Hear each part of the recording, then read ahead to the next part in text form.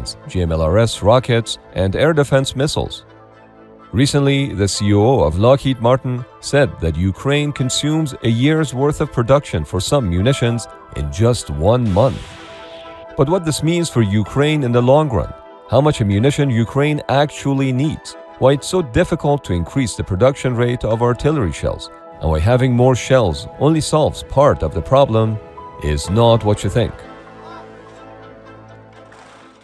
In March 2023, the Ukrainian Minister of Defense, Alexei Reznikov, said that Ukraine uses on average 110,000 units of 155mm caliber shells per month. But he stressed that Ukraine can fire 594,000 shells per month if the ammunition was available. This discrepancy between what is actually fired and what could be fired means that over 300 Western artillery systems that Ukraine has are sitting unused 80% of the time. That's why Ukraine wants 250,000 artillery shells per month from the European Union alone. According to the Ukrainians, in order to achieve their battlefield objectives, they need at least 60% of the full ammunition set, or 356,000 shells per month. If the EU were to provide 250,000 shells, the other 106,000 would have to be supplied by other Western partners, primarily the United States. But there is a problem. Today's sponsor is Warpath, which just crossed 30 million downloads, so don't wait to join millions of other players. Take control of thousands of soldiers while you immerse yourself in epic battles through historic cities with realistic sounds, visuals, and terrain with the goal of creating an unstoppable force of tanks and infantry. Build the ultimate armory to upgrade realistic units, vehicles, and weapons, all with unique modifications. You can also admire the wonderful models and artwork, and when you're done with that, you'll enjoy in-depth tactical gameplay that rewards skill and strategy. With responsive RTS controls, you can deploy tactics, respond to challenges, form counterattacks, and gain superiority on the ever-shifting battlefield using army groups, artillery, flanking, and air support. If you lose, don't worry. You can recover your losses quickly and get back to action, since you never lose all your resources from a defeat, and recovering your troops is fast. Make the impossible happen with the intense sniper missions. Equip sniper and assault rifles to mow down enemies in a variety of situations where you use clever solutions to take out enemy targets in extreme conditions. Having been downloaded over 30 million times and featured on App Store for 146 times, Warpath is a great military strategy mobile game to test your courage and tactics in battle against other brilliant commanders from around the world. Use the link down below to download Warpath and play on PC and mobile today. The United States is currently producing only 24,000 155mm artillery shells, which is up from 16,000 shells produced in February 2022, prior to the Russian invasion. The reason that the US has such a low rate of artillery shell production is that munition production was tailored around the needs of the United States, which are not that high. Americans do not expect to engage in months of artillery duels. Instead, their primary focus is guided weapons delivered by aircraft. But recently, there was a shift in mindset in the Pentagon. The Ukraine experience shows that you cannot beat large quantities of howitzers firing unguided shells. The unguided shells have been the cornerstone of the 18-month-old conflict, since each day, thousands of shells are fired from both sides. The artillery shells are basically giant bullets filled with explosives. Even though the United States is modernizing its ammunition facilities, it's still a fraction of what it was during World War II, when they had 85 ammunition plants, compared to only 6 that exist today. Those 6 plants currently have an average age of 80 years, and in many cases, they use the same equipment from the World War II era, cutting, heating, forging, and bending steel into shape. Since the Russian invasion began, the Pentagon has invested billions of dollars to produce record levels of artillery shells, not seen since the Korean War in the early 1950s. By 2024, the United States wants to produce 80,000 shells per month. That would be a 500% increase from prior to the invasion. But that still is not enough, because there's no way that Europe can produce 250,000 shells per month. At least not in the near future. Depending on the source, the EU currently produces anywhere between 20 to 55,000 shells of all types monthly. Germany's Rheinmetall, the largest producer of artillery shells in the West, produces about 37,500 shells per month and is planning to increase production to 50,000 shells. Only 12 of the EU countries can produce 155mm shells, plus the UK and Norway.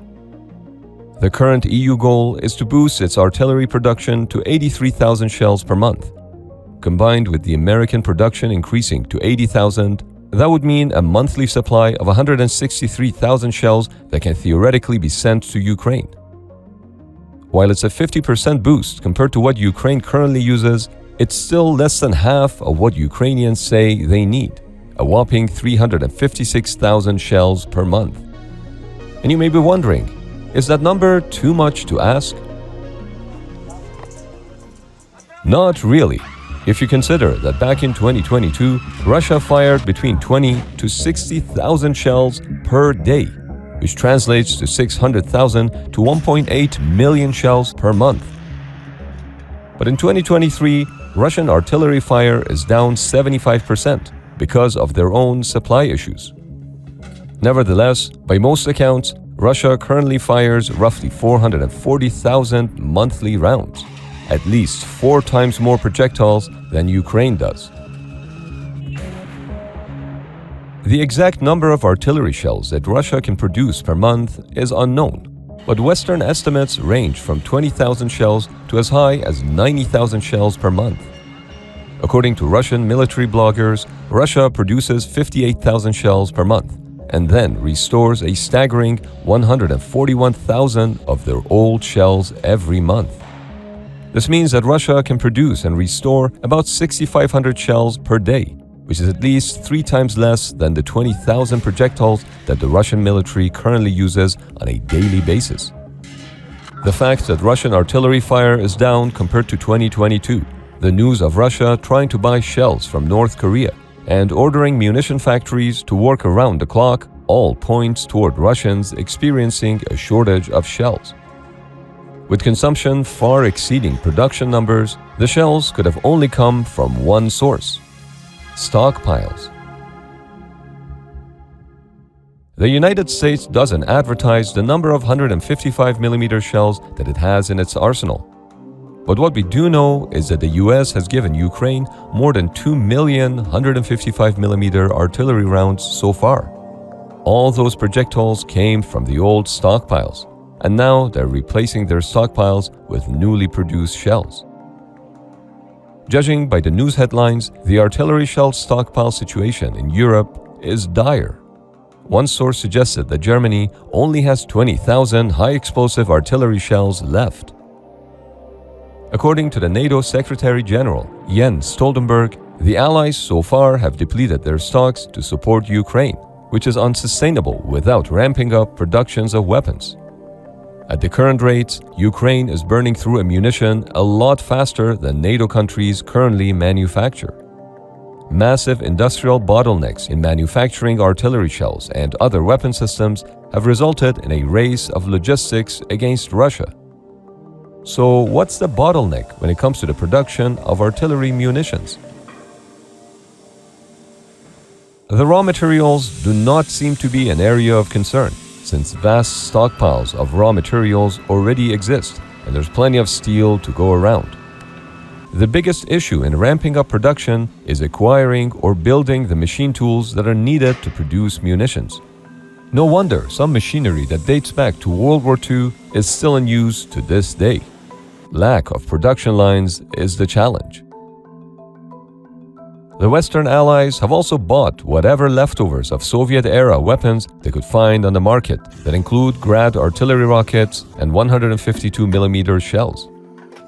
The Soviet-era munitions are still produced by some small Eastern European countries, but the numbers are so insignificant that the only way to supply Ukraine is to provide NATO standard ammunitions like 155mm shells.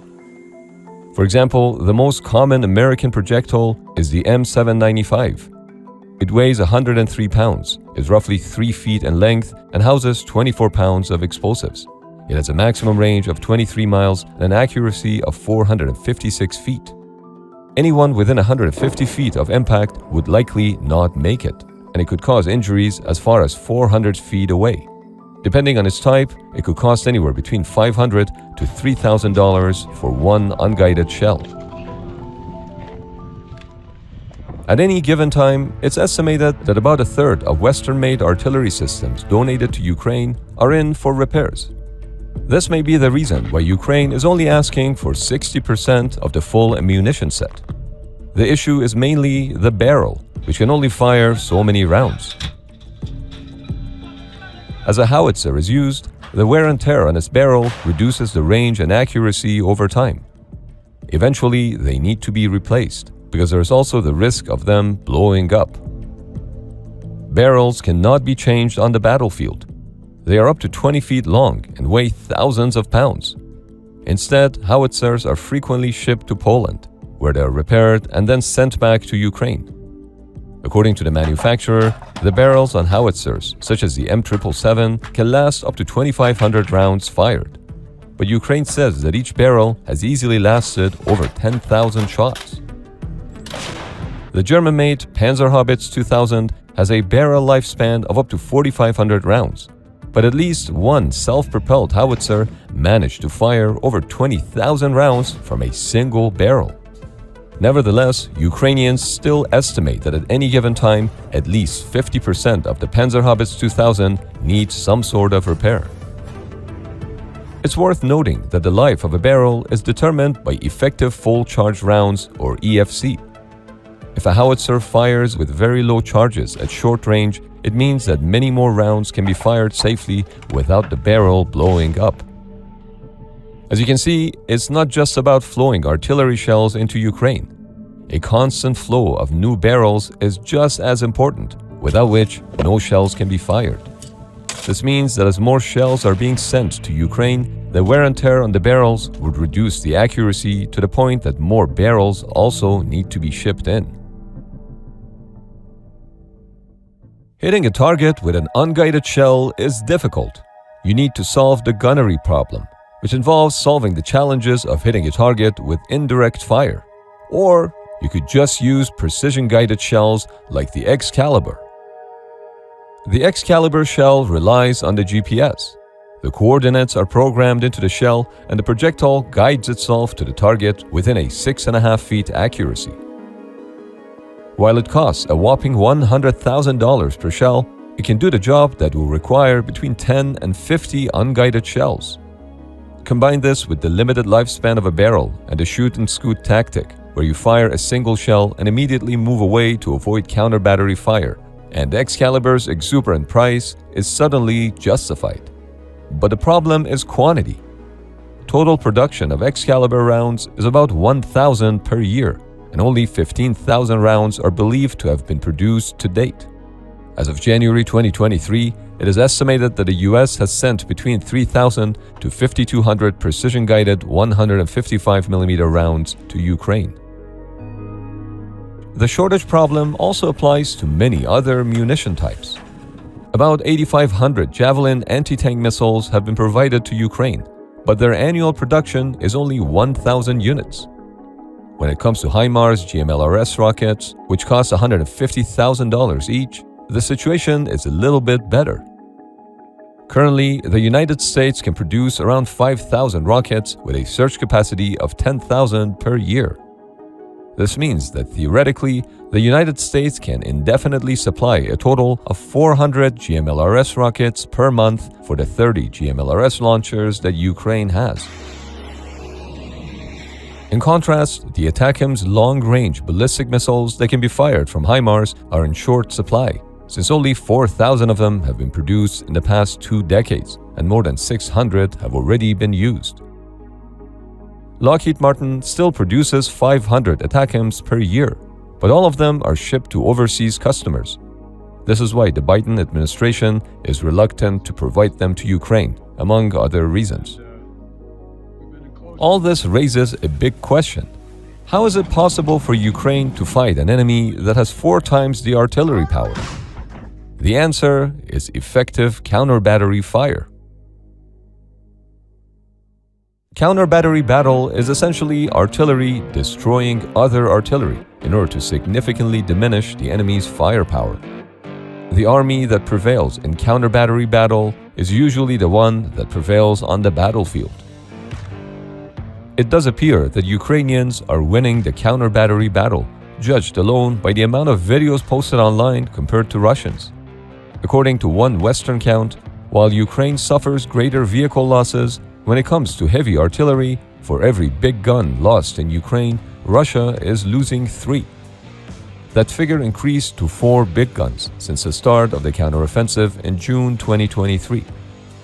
You see, beside limited precision-guided munitions, Western countries have also provided Ukraine with counter-battery radars, which detect incoming artillery shells and rockets and calculate their launch location, which makes it easier to fire back at them.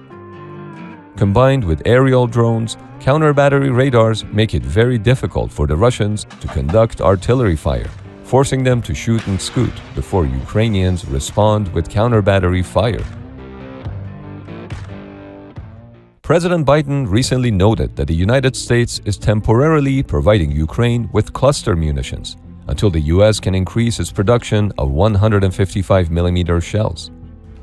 The issue with cluster munitions is that even though they're incredibly effective at killing enemy forces on the battlefield, they're also incredibly effective at killing civilians once the war ends. That's because the percentage of cluster munitions that fails to detonate upon impact, known as dud rate, can range from 2 to 40%. As a result, these duds can act like landmines and injure civilians long after the war is over. It's worth noting that Russia has been using cluster munitions since the start of the war.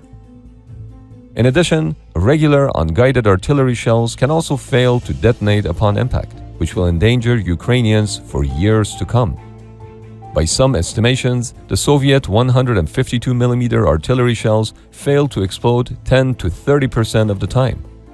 As of August 2023, over 30% of the Ukrainian territory is contaminated, which will take decades to clear. Ukraine is currently the most mined country in the world as a result of landmines and unexploded ordnance.